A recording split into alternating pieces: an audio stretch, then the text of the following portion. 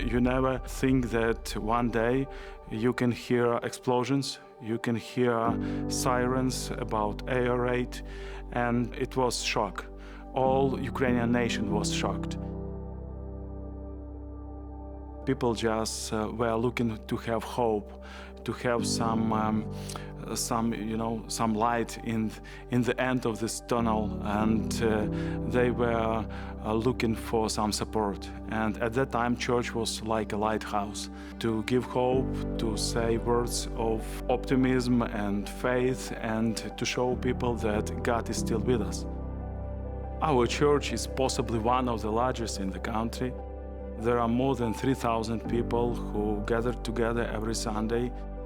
And of course, there are a lot of people who came to God during this war.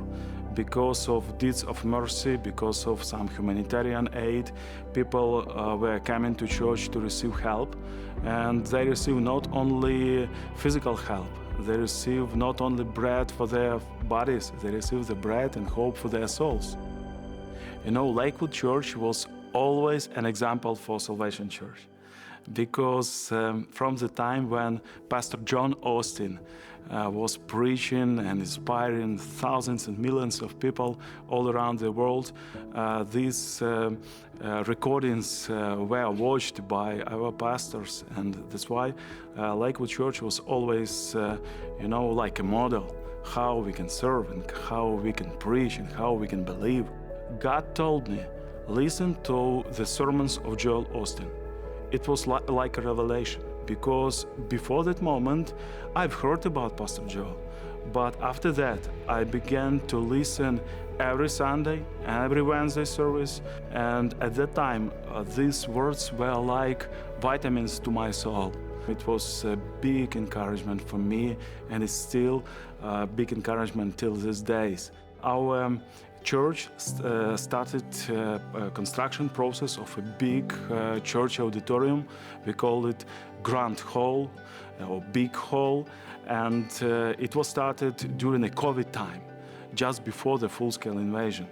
And at that time, when you start to build an auditorium for 4,000 seats, and there is a shutdown, everything is closed.